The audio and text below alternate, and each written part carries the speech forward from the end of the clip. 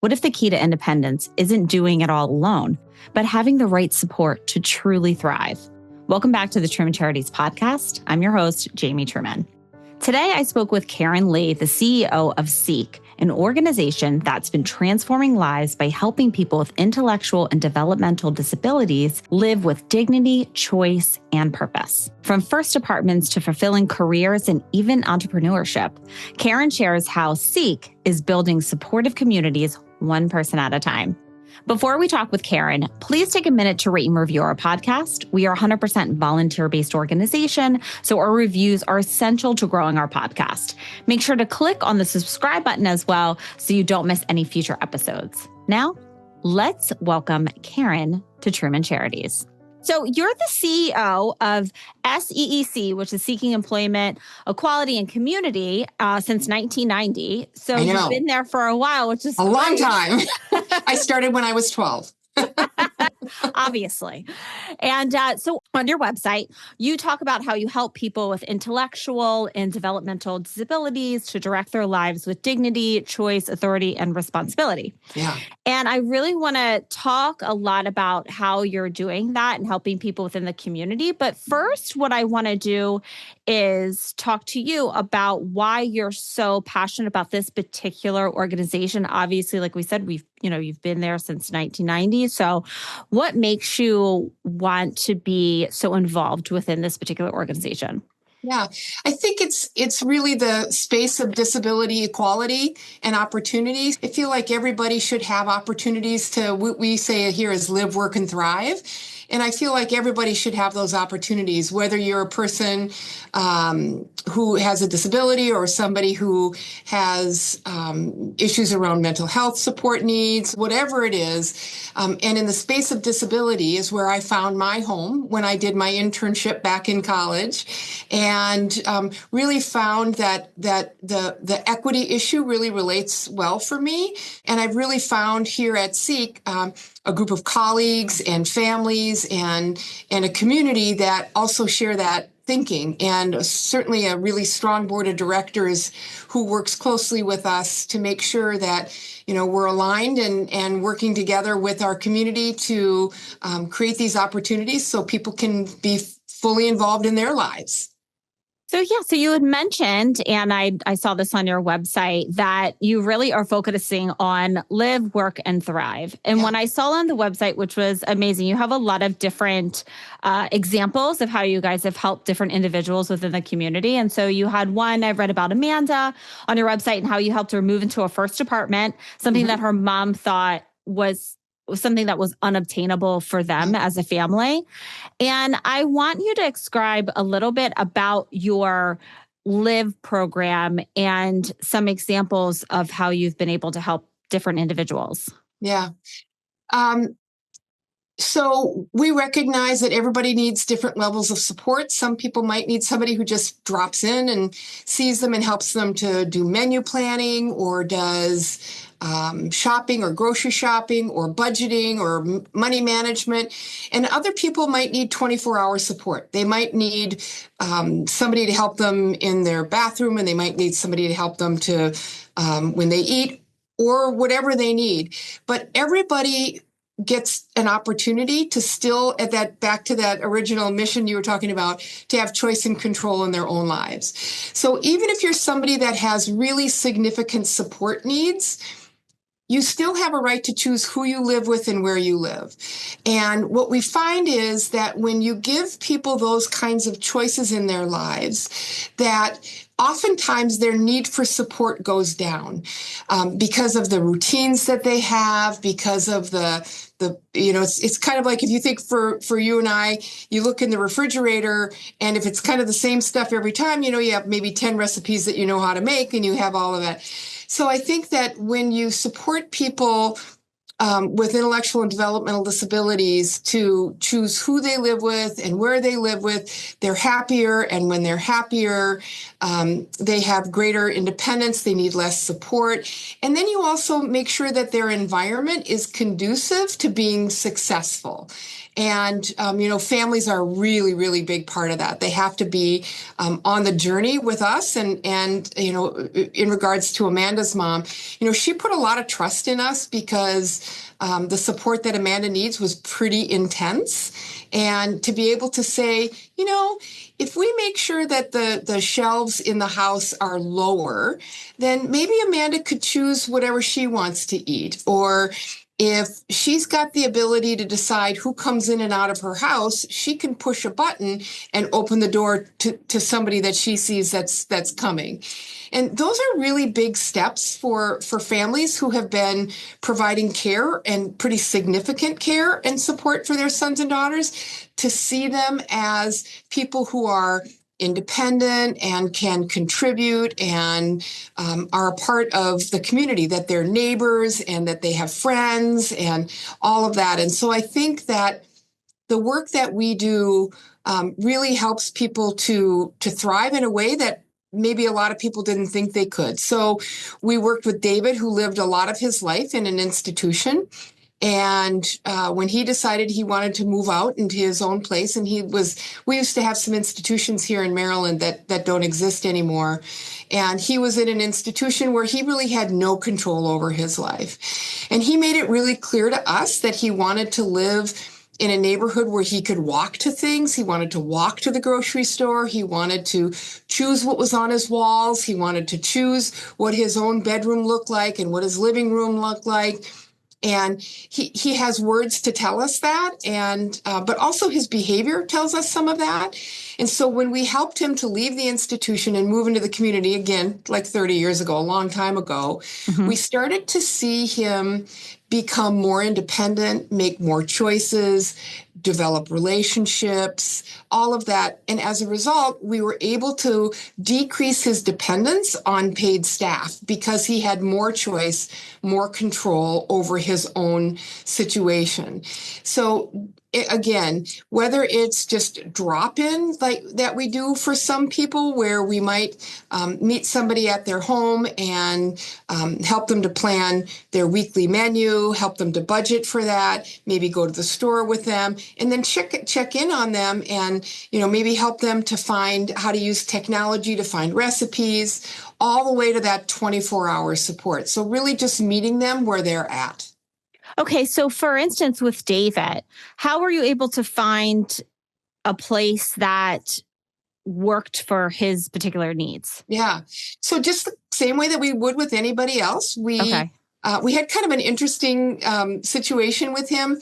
As he started to leave the institution, we brought him to, as he told us, it needed to be near places that he could walk. It needed to be, he didn't have a lot of community experience, so we needed to make sure that he was learning how to cross streets safely and that it was in an area that had these resources available to him.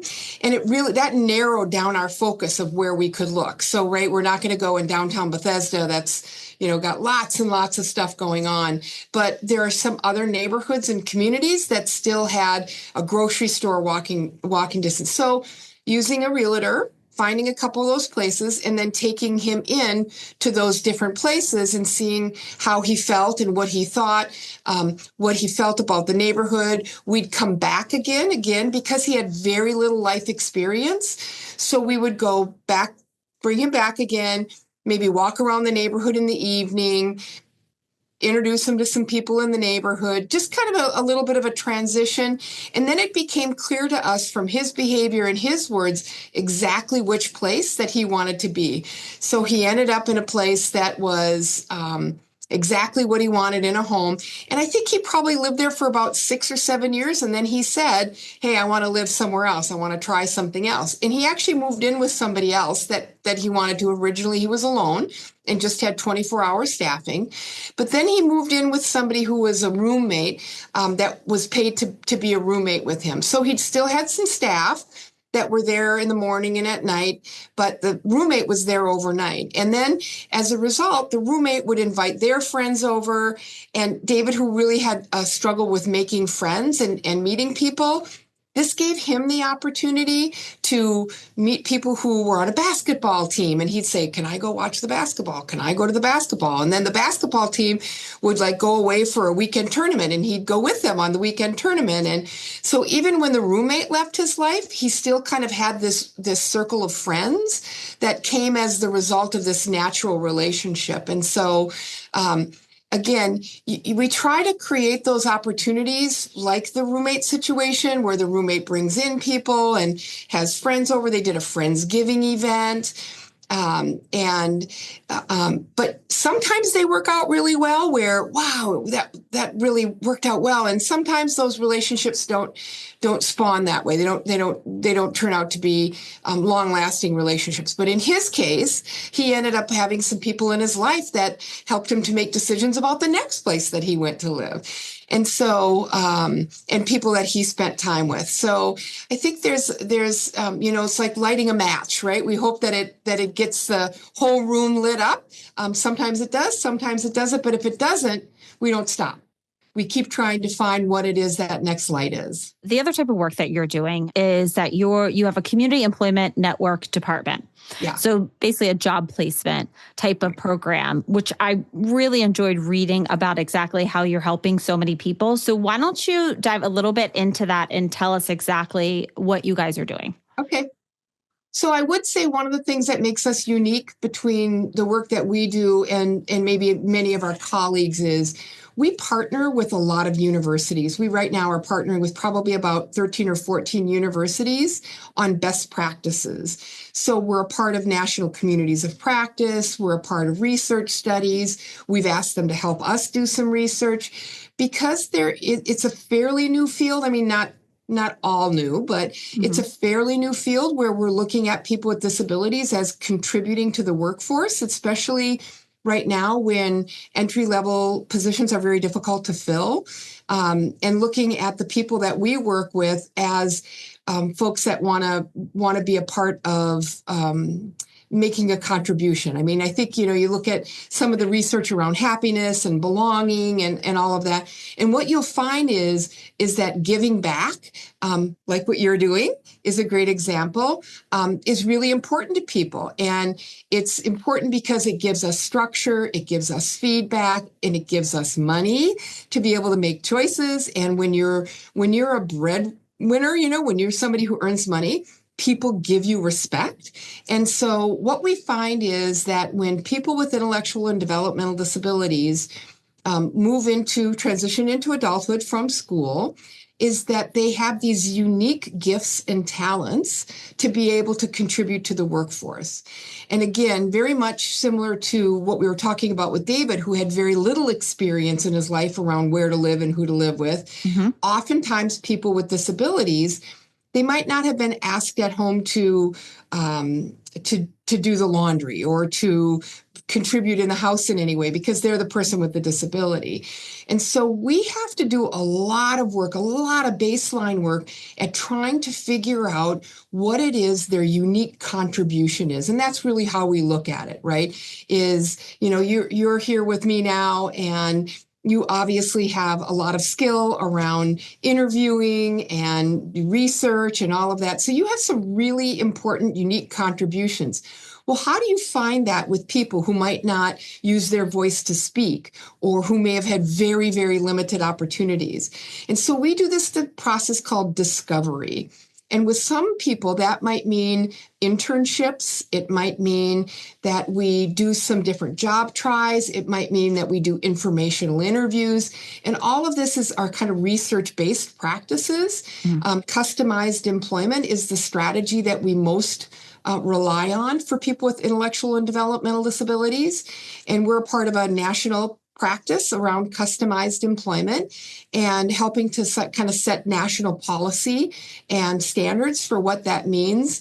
And we've been doing it here since 2003. So we've been working with folks to learn what their gifts and talents are. But on the other side of that equation, so as we're starting to learn about the gifts and talents and abilities and ideal conditions of employment for people with disabilities, we have to be doing that same thing on the employer side. We have to find out what employers out there have needs. What are their, not just looking at the want ads, but what are they saying in their business meetings? What are they saying in their chamber meetings? What are they saying at the Rotary? What are we saying? And so while we're doing this work with people with disabilities to learn about what their contributions are, we're doing the same kind of work with employers to find out what their needs are.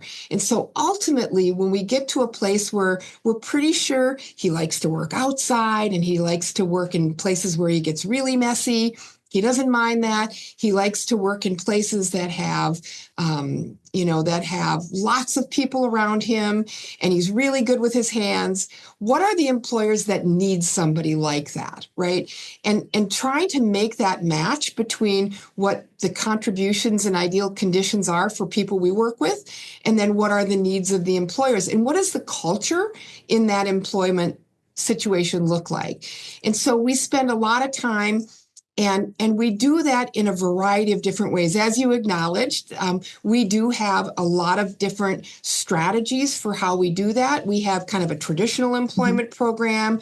We have a project search program, which is for mostly people who are transitioning from high school into adulthood, who have very little experience. They might not ever have taken the bus by themselves, or they might not have ever spent a day without a teacher. They may have had very limited life experiences. We do this through customized employment and that strategy. And then we have a brand new project we're using called Learn to Earn, where we're combining kind of community engagement and how people live in their community and where they exercise and where they go to their faith group and all of that. And so we have a lot of different mechanisms that we're using and a lot of different strategies we're using to really figure out what people's gifts and talents and contributions are. And on the same side, we have the employers. So we have a business advisory council. We have a employer outreach team. We've got job developers. So laying a lot of that infrastructure and base work so that when we get to that point where we're ready to make a match, we know it's a good match for people. Mm-hmm. It's kind of like a matchmaking service. There you go. Yeah, that's it. I love it. Do you have any examples of people that you've been able to find their unique skill and make a good match with an employment opportunity? Yeah. Couple of really great fun stories. There's a young man that we work with who cleaning. I mean, I know we sometimes stereotype, people with disabilities can clean, but this guy is like above and beyond that, right? Like he can do cleaning and detail work to the extent that, far beyond what my ability was. And he's very, very focused. That's a part of the disability, but it's also a part of who he is.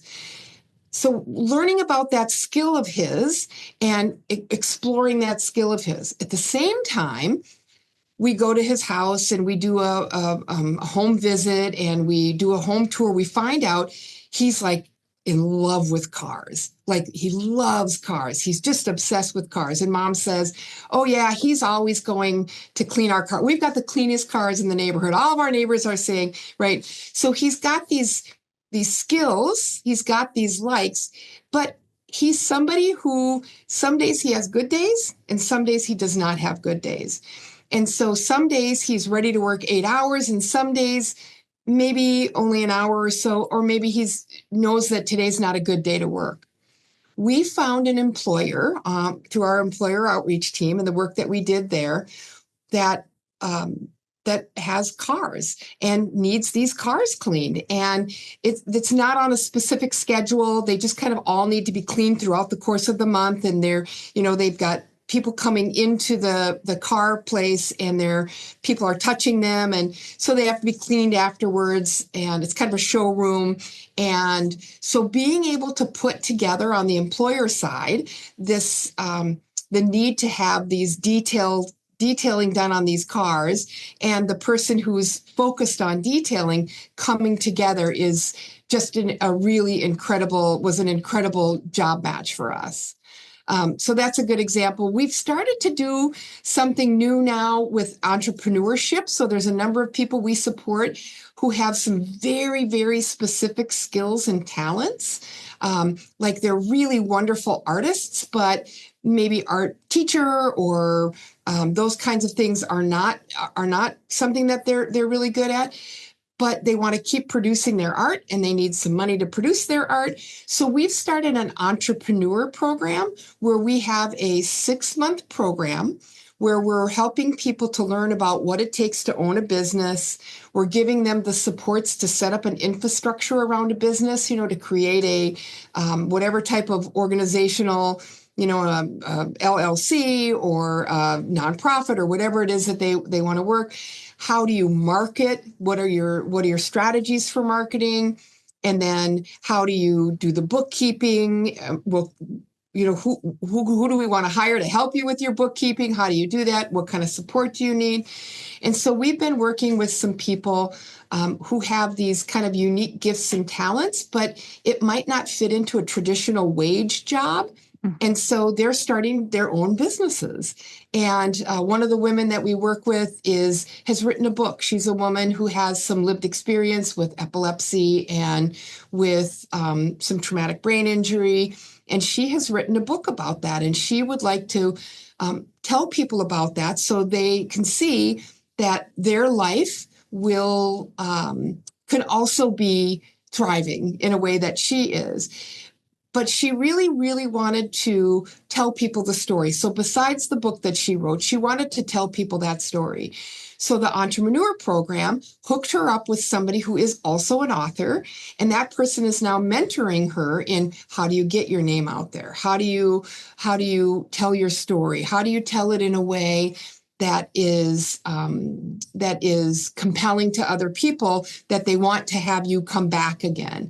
And so matching her up with this mentor in this entrepreneur opportunity. That's a great example. I think, I probably have hundreds of examples of how we've supported people to really find their best skill to put forward, and the wonderful employers that are like, I've got this need. And sometimes these unique needs of the employer are small, right? So maybe the job description says you have to drive and you have to have a college degree and you have to have all this. But when we really get down in it with the employer, what we find is, oh no, we actually just need somebody who can take the things off the shelf and bring them to the mechanics. Or we really need to find somebody who can walk around the campus at NIH and get the interns to sign this paper because we really struggle to get the interns to sign the papers they need to sign.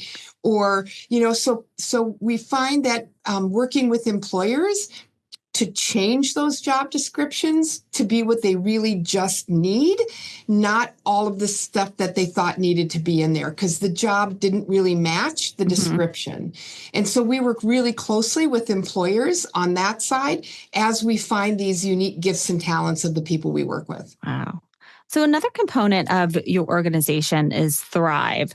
So you talk about that you embrace like person-centered thinking and planning, and you have behavioral support services. So can you tell us a little bit about that? Mm-hmm. Yeah, I think it's another one of those components that makes us incredibly unique is we have an entire department called knowledge management that is, they're always doing research and development themselves.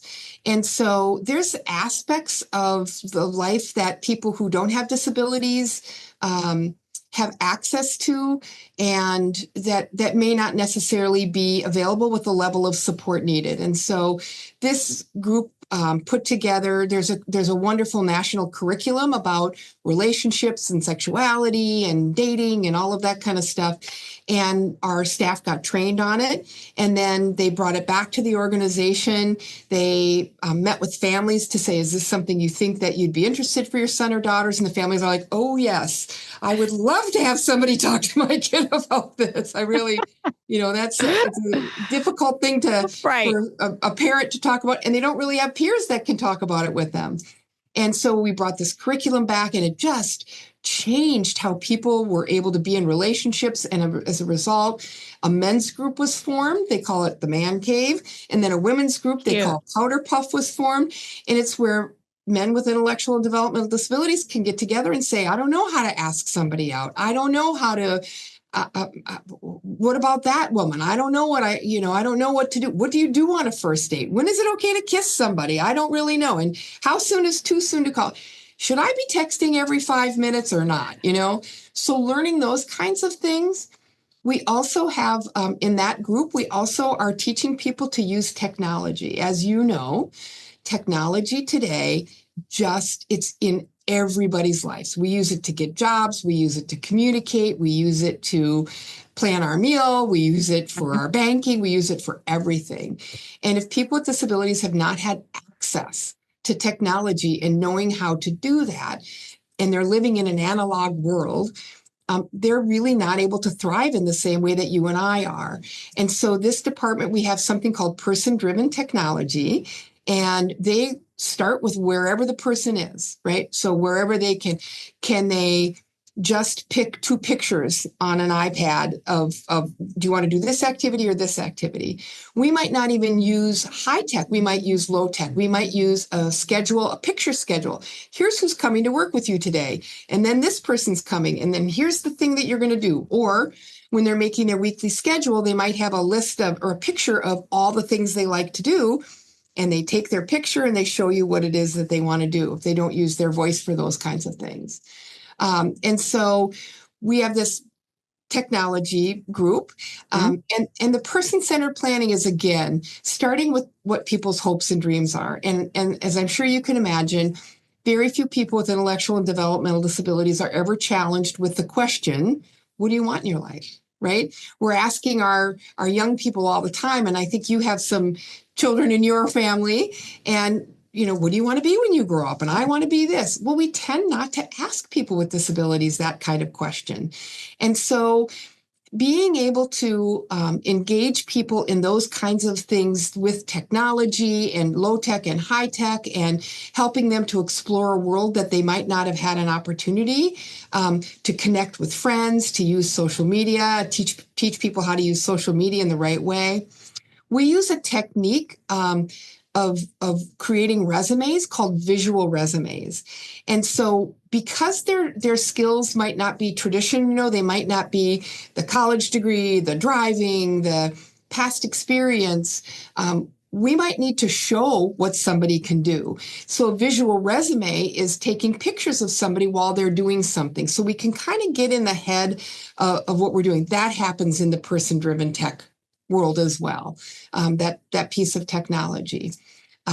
We're doing some work with families. We're doing some training and support with families. Sometimes people, I think there's been a lot of information in the news lately about people with autism and the supports that they need to survive and to thrive. And so they might need a little bit extra behavioral support. They might need somebody to help them with a calendar to be able to plan and predict what it is they're doing, because that might be something that makes them nervous or anxious to not know what's next. So we may use technology with that. We may have a behavior support staff that works with the family and the other staff people in their lives to teach them that. So besides our primary services of helping people to live in their own home or a home of their choosing, and support them there, and to help people to work in jobs that they can thrive in, as well as be members of their community and whatever that community looks like. There might be some additional supports that we bring in besides all of that, like the relationship and the technology, the working with the families, financial planning for families in the future, all of that. So we also support those kinds of things as well. Wow. You guys are doing so much for so many people. If I say I'm a mother and I have a young adult and I am looking to hopefully become part of your organization and see if there's something that you guys could do to possibly help my child, how would I go about that? Yeah. So we have an intake specialist here, and she is a social worker, and she works with families to talk through what is it you think that you want? What is it that you're looking for? We always try to steer people towards things like employment and people growing up and living in their own place. That's sometimes a really big leap for families. So sometimes we might start with just, well, what do you think about them being a part of a class, or what do you think about them maybe hanging out with a friend and spending the day learning about how to do banking or something like that, or taking a class together, or volunteering at someplace local. So we might start that way. And so she really meets the families where they're at, goes to the home, comes to the office, wherever they feel most comfortable, and really learns about people. And we call that intake specialist. And so they come in, and then she puts together what she thinks would be a good plan of action for them. Here's what we're thinking that might help. We also, because we are funded by Medicaid primarily, we also get some vocational rehabilitation money, but long-term services for people with intellectual and developmental disabilities is a Medicaid funded program. And so she would help them with the benefit side, learning more about how to enroll in those benefits, learning how to get the benefits if they don't have them yet, making sure that they're connected to those kinds of resources, so that the family has the opportunity to access services like ours and others. The school systems do a pretty good job at that. And so generally when people come to us, they've already got that access. They've already are connected that way. So we work through, what it is that's in their plan, and then where would it make sense that we support them, and where do we start? And generally, we always start with either employment or community engagement. That's kind of a family's transition, especially young adults. They tend to live at home till they're about 25, 26. And then the families start to think, he's got a job and he's got to work it, but we want to go on vacation, or I want to go to my own jazzercise class, but I'm worried about him being at home alone, and so we'd like a little more support. So we tend to layer supports. So we generally start with some kind of daytime employment hours, daytime hours being members of the community.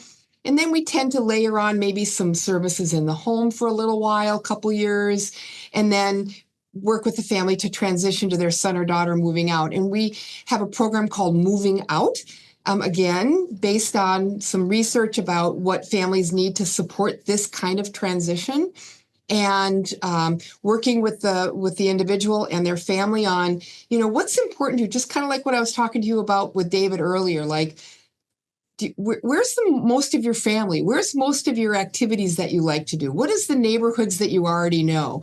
So rather than saying, find an apartment for him, we're really doing some more of that discovery about what it is you want your life to look like, what kind of services you might need to be able to live on your own.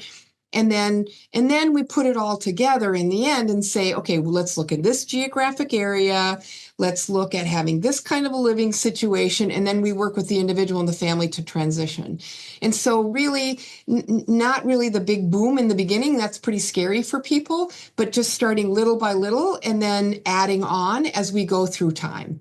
Yeah, I do love when you're talking and I'm learning about SEEC and all the things that you're offering, is that it's very, very personalized. It's very tailored to that specific individual. Mm-hmm. And then you progress over time. Right. So you stay with them for such a long period of time. It seems like you have very long relationships. The lifetime. Yeah. Lifetime relationships. Yeah, absolutely. Yeah. Absolutely. So how can we help your organization? What's the best way for people to help get involved? Tell us about that. Yeah. So I think, talent, time, and treasure is always the best way, in most organizations I'm sure that you talk to. Certainly, we have boards of directors, we have a board of directors, we have multiple committees.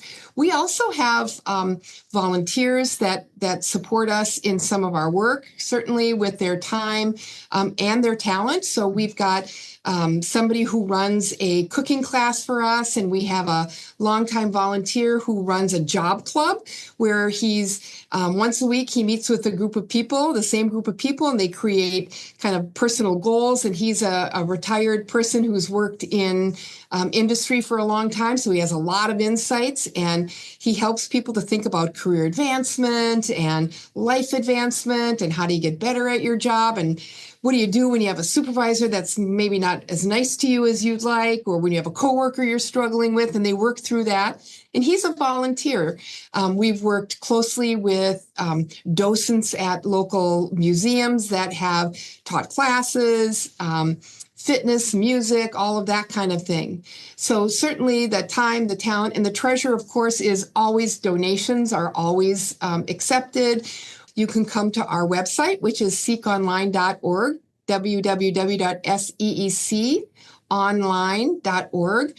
And there's a donate button. We have special events that happen. We also have a business advisory committee, kind of going back to that time and talent. We have a business advisory committee of business members that advise our employment team. And they also do things like they might host an intern at their site. They might bring somebody else who's an employer colleague to that. They might do some mock interviews for us. We have 4 times a year we do mock interviews for people who are learning about how to do interviews for the first time. And so we have multiple ways that people can give, and they can go to our website, they can put in an inquiry, they can contact me or Katie, and I think you have Katie's information as well, and we can steer them in the right direction. But really, you know, the time, talent, and treasure and the financial support is always welcome, especially now when we're in the process of trying to make up for some of the tremendous losses we've already had, but we know are coming in the near future. And I'll make sure to have all of your information in the show notes for everybody so they can follow you and they can get in touch with your organization. Thank you. Karen, is there anything before I let you go that we haven't covered that you think it's important for people to know? Oh, that's a great question. I think we all have somebody who's impacted by disability in our lives. It's a part of our everyday life, whether it's somebody who rides the bus with your kids, or it's a neighbor, one of your nieces or nephews, or whoever it is.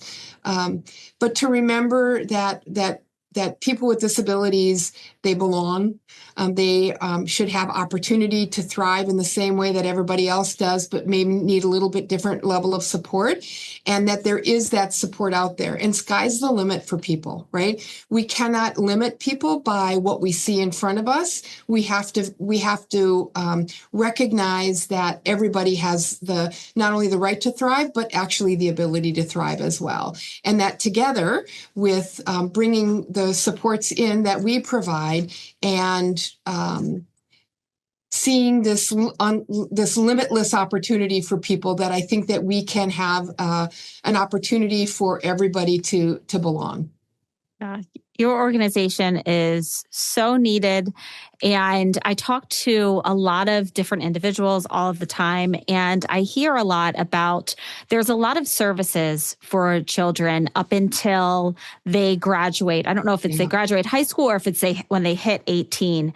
But then all of these great services that they had are now gone.